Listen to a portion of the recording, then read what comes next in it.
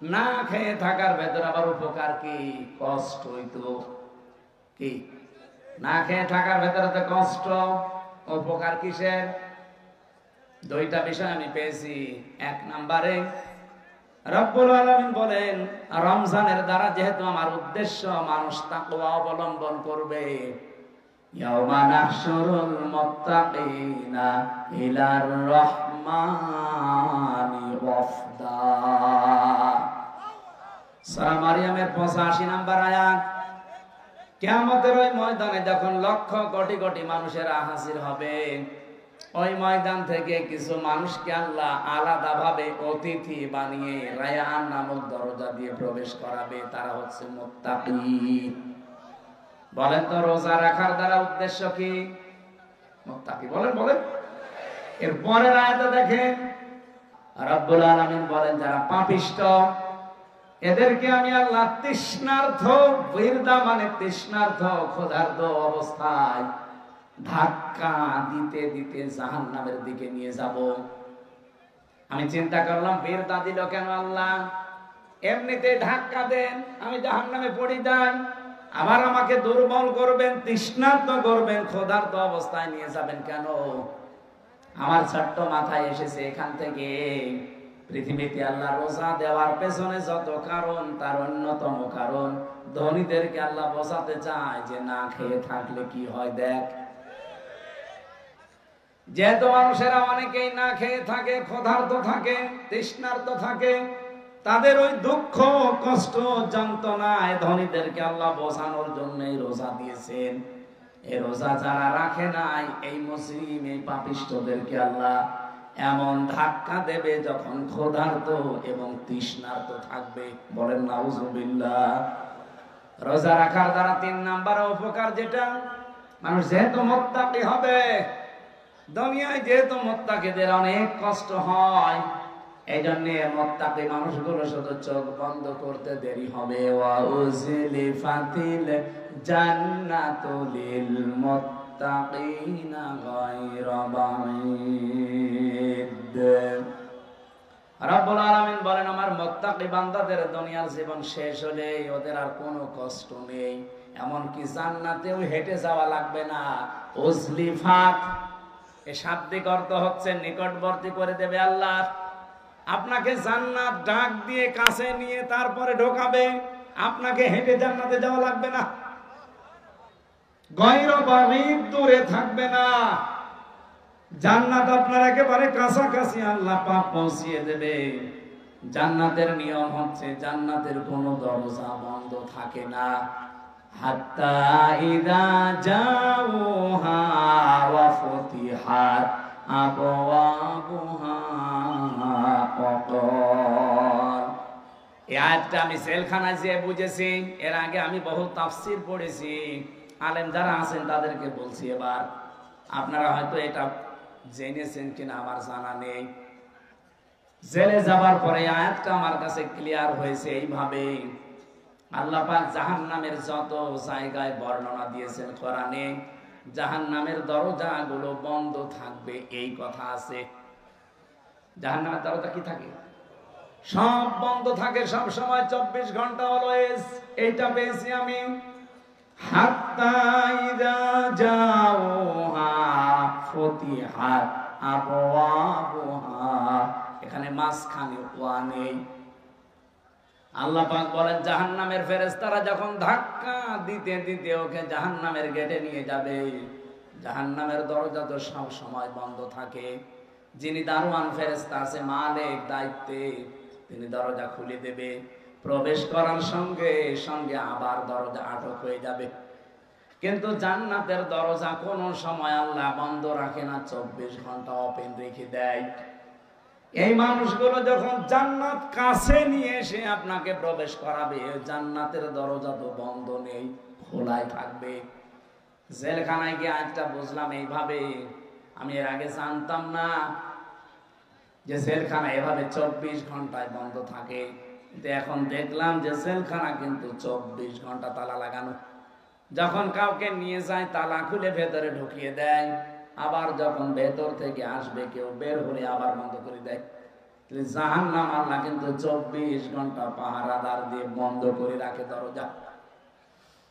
জান্নাতি মুত্তাকি বান্দাদের যে বর্ণনা বলছিলাম, এদের যেন কষ্ট না হয়, এজন্য জান্নাত কোনো দূরে থাকবে না, একেবারে কাছাকাছি নিয়ে এসে দেবে আল্লাহ। 27টা উপকারের কথা আমি তাফসিরে মাযহারিতে পড়েছি। আমি আলেমদেরকে বলছি নোট করে আপনি নিজে মানুষকে শোনাবেন। 1 নাম্বার উপকার হচ্ছে মাত্র 2017 সালে এটা আবিষ্কার হয়েছে, অটোফেসি। নাম শোনেননি? যেই বিজ্ঞানী এটা আবিষ্কার করেছে ইউশোনারি ওসামি, এর বাড়ি জাপানে, চিকিৎসা বিজ্ঞানের উপরে গবেষণা চালিয়ে লোকটা নোবেল পর্যন্ত পেয়েছে, নোবেল পুরস্কার। 2017 সালে মানে চিন্তা ভাবনা করেছে মানুষের এই শরীর নিয়ে, পুরা বডির ভেতরে 2 কোটির উপরে কোষ তিনি পেয়েছেন। কত কোষ পেয়েছেন? 2 কোটি। কিন্তু এই 11-12 মাসে একাধারে মানুষ যখন খাবার খেতেই থাকে, তখন ওই পাশাপাশি কিছু কোষ তৈরি হয়। ওই কোষগুলো শরীরের এই 3.5 হাত বডিতে 2টা ক্ষতি করে। 1 নম্বরে আপনার শরীরে হয় ক্যান্সার হবে, না টিউমার হবে। বিজ্ঞান এখন 5.5 কেজি রক্ত পেয়েছে আমাদের শরীরে। এই 5.5 কেজি রক্তের ভেতরে 5 প্রকার ক্যান্সার হয়, আর টিউমার হয় 3 জাতের। হয়তো কোনোটা ফুলে ওঠে, কোনোটা ভেতরে থাকে, কোনোটা ফলেও না, ভেতরেও থাকে না, রক্তের সাথে আস্তে আস্তে মিশে যায়। এই যে কোষ যেগুলো বৃদ্ধি হয়েছে 11-12 মাস ধরে, এইগুলোর কারণে এই সমস্যাটা তৈরি হয়। চিন্তা করলেন কিভাবে এই কোষ থেকে মানুষকে মুক্ত করা যায়। তিনি 13 বছর একাধারে গবেষণা করেছিলেন। সর্বশেষ তার গবেষণা এটা এসেছে যে 12 মাসের যদি একটা মাস কেউ দিনের বেলা না খেয়ে থাকতে পারে, 29 কি 30 দিন একাধারে, তাহলে আসল আল্লাহ যে কোষ দিয়েছিলেন 2 কোটি, বাকি যে কোষগুলো বৃদ্ধি হয়েছে, ওই কোষ যখন কিছু খেতে না পায় তখন ওই পাশেরটা খাওয়া আরম্ভ করে। আল্লাহর দেওয়া কোষগুলো এই অটোমেটিক তৈরি হওয়া কোষগুলোকে খেতে খেতে 30 দিনে পুরাটা সাবাড় করে ফেলে। 30 দিন যদি একাধারে খেতে থাকে, ওর শরীরে অতিরিক্ত আর একটা কোষও বাকি থাকে না। তার মানে কোষ যখন অতিরিক্ত নেই, আপনি ক্যান্সার থেকে বেঁচে গেলেন, আপনি টিউমার থেকে বেঁচে গেলেন। চিন্তা করছি এই তথ্যটা পৃথিবীর কোন ধর্মে আছে কিনা দেখি। 4,500 ধর্মীয় গ্রন্থ দুনিয়ায় আছে এখন। উনি সবগুলো একটা একটা করে মিলিয়ে না, কোন গ্রন্থে এই তথ্য নেই। সর্বশেষ মুসলমানদের ধর্মীয় গ্রন্থ কোরআন, এইটা তিনি পেয়েছেন। পাওয়ার পরে দেখেন যে এখানে আছে 30 দিন আল্লাহর বান্দারা 1 বছরে না খেয়ে থাকবে। এই তো পেয়েছি আমি যা মনে করেছিলাম। 13টা বছর আমি গবেষণা করে যা পেয়েছি, মুসলমানদের ধর্মীয় কিতাবে এটা অনেক আগেই দেওয়া আছে। আল্লাহ পাক যে বলেন তাসুমু খায়রুল লাকুম ইন কুনতুম তা'লামুন, অবশ্যই রোজা রাখলে তোমাদের উপকারী হবে যদি তোমরা এটা বুঝতে পারো।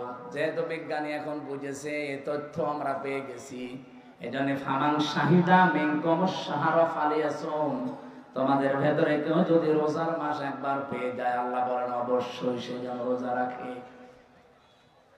এটা কিন্তু গত বছর যারা আদায় করেছে, এবছরে অনেকে কবরে চলে গেছে। এবছর আমরা যারা কালকে থেকে পেতে যাচ্ছি, খেলায় খেলায় নষ্ট করেন না, রোজাটা অবশ্যই আপনি রাখবেন। অনেক গরিব মানুষ আছে বলে হুজুর আমারও রোজা রাখা লাগবে, আমি ভ্যান চালাই। আরে বেটা, অভাবী মানুষের অভাব দূর করার জন্যই তো রোজা দরকার। কারণ রোজার দ্বারা আল্লাহ যেটা মানুষকে তৈরি করে দিতে চায় তার নাম কি? তাকওয়া। বলেন বলেন, আরো জোরে বলেন। কোরআনে কারীমের সূরা বাকারার 183 নম্বর আয়াত আমরা পড়েছিলাম। এদিকে তাকান। রব্বুল আলামিন বলেন, ইয়া আইয়ুহাল্লাযীনা আমানু কুতিবা আলাইকুমুস সিয়াম। ওহে যারা ঈমানের দাবি করো তাদেরকে বলছি, আমি কিন্তু রোজার বিধানটা লিখে দিলাম। কি করলাম? পৃথিবীর কোন বিধান আমি লিখে দিলাম এমন কথা কোরআনে আপনি পেয়েছেন? আরেকটা আছে, কুতিবা আলাইকুমুল কিসাস, কিসাসের বিধান লিখে দিলাম। কুতিবা আলাইকুমুল কিতাল, কিতালের বিধান আমি লিখে দিলাম। এই দুইটা ছাড়া পুরা কোরআনে আমি কোন বিধান আল্লাহ লিখে দিয়েছেন পাইনি। হ্যাঁ পেয়েছি, ওগুলো আল্লাহ ফরজ করেছেন। এজন্য সেখানে ফারদ ওয়াজ পাবেন, ফারদুন। কিন্তু রমজানের ব্যাপারে আল্লাহ কথা বলতে গিয়ে বলেন, কুতিবা আলাইকুমুস সিয়াম, আমি কিন্তু লিখে দিলাম সিয়ামকে। আজকের এই জমিনটা যদি আমি সভাপতি সাহেবকে বলি যে স্যার আপনাকে আমি দিয়ে দিলাম, কোন দাম আছে আমার এই কথার? বলেন বলেন। যদি এটা সই স্বাক্ষর করে দলিল করে স্ট্যাম্প করে বলি এই যে নেন, এ জমির দাম এখন 1 বিঘা 20 লাখ, এই কথা বলেন কেন? ব্যক্তি তো একই, আগে দিয়েছিলাম মুখে মুখে, এখন আমি দলিল করে লিখে সই স্বাক্ষর করে দিয়ে দিলাম, দাম হয়ে গেছে আকাশ আর পাতাল। আগেরটা কোনো মূল্যই ছিল না, পরেরটার মূল্য 20 লাখ। কথা বলেন ঠিক কিনা? রব্বুল আলামিন বলেন, আমি রোজা তো তোমাদের জন্য ফরজ করেছি ফারদ ওয়াজ দিয়ে না, কাতাবা দিয়ে। আমি কিন্তু লিখে সই স্বাক্ষর করে দিয়েছি। এত দামি বিধান এটা আমি আল্লাহর কাছে। পৃথিবীর অন্যান্য বিধানগুলো আমি দুনিয়ায় নাযিল করেছি জিবরাইলকে দিয়ে, আর রোজাটা নাযিল হয়নি, এটা আমি আল্লাহ নিজে আমার রাসূলকে আরশে নিয়ে উপহার দিয়েছি। বিশ্বনবী মুহাম্মদ রাসূলুল্লাহ 50 ওয়াক্ত নামাজ পেয়েছিলেন। ভালো করে শুনবেন, আমি বলার জন্য বলছি, শোনার জন্য শুনবেন না, এখানে কিছু নেওয়া লাগবে। 50 ওয়াক্ত নামাজ পেলেন তিনি, 6 মাস রোজা পেলেন, আনন্দে আসছিলেন। প্রতিমধ্যে হযরতে মুসা নবীর সাথে দেখা। হযরতে মুসা ডাক দিয়ে বলেন, ইয়া রাসূলুল্লাহ, আপনার মর্যাদা আমার সাথে বেশি, কিন্তু অভিজ্ঞতা আপনার সাথে আমার বেশি, কারণ দুনিয়ার জীবন আমি পার করে এসেছি। আপনি তো জানেন না বাস্তবতা কি। আপনার উম্মতের যে অবস্থা, 60-70 বছরের বেশি ছাতা বাঁচে না, আর আমার উম্মত 1500 2000 বছর হায়াত পেয়েছে। ওরা পাহাড় কেটে বাড়ি বানিয়েছে, এত শক্তিশালী ছিল। একমাত্র একটা রোজা ছিল বছরে, আর একটা মাত্র নামাজ ছিল 1 ওয়াক্ত সারা দিনে। তাই আমার উম্মতরা পড়তো না। আর আপনার উম্মত এত ওয়াক্ত নামাজ দিয়েছে, 6 মাস রোজা আপনি আনন্দ করেন, পারবে না। আপনি জান আল্লাহকে একটু কমান। উনি 1 বার 2 বার 3 বার তাই 9 বার ফেরত পাঠিয়েছিলেন। প্রতিবার 5 ওয়াক্ত করে আল্লাহ কমিয়েছেন, 5 নং 45 ওয়াক্ত। হযরত মুসা বললেন, না হবে না, আরেকবার যান। বিশ্ব নবী বলেন, হে ভাই মুসা, কি বলেন আপনি? আল্লাহ আমারে দিতে চান আর আপনি বলেন কমান, আমার লজ্জা করছে, আমি আর যেতে পারবো না। আমার উম্মতের ব্যাপার আমি জানিও, পড়বে কি না পড়বে আমি দেখবো, আমি আর যাব না। সঙ্গে সঙ্গে জিবরাইলকে ওই জায়গায় পাঠিয়ে দিয়েছিলেন। তখন তিনি 6ষ্ঠ আকাশে আছেন। রব্বুল আলামিনের ফেরেশতা জিবরাইল এসে বলে, ইয়া রাসূলুল্লাহ, আল্লাহ আমাকে পাঠিয়েছেন 2টা বিষয় জানানোর জন্য। 1 নম্বরে, আল্লাহ যেহেতু সিদ্ধান্ত নিয়ে রায় দিয়েছেন, ওয়াতাম্মাত কালিমাতু রাব্বিকা সিদকাও ওয়া আদলা লা মুবাদদিলা লিকালিমাতিহি ওয়া হুয়াস সামিউল আলিম। বলেন আল্লাহু আকবার। সূরা আনআম 115 নম্বর আয়াত। খুব ভালো করে খেয়াল করবেন, এখনই সেই শিক্ষাটা আসবে।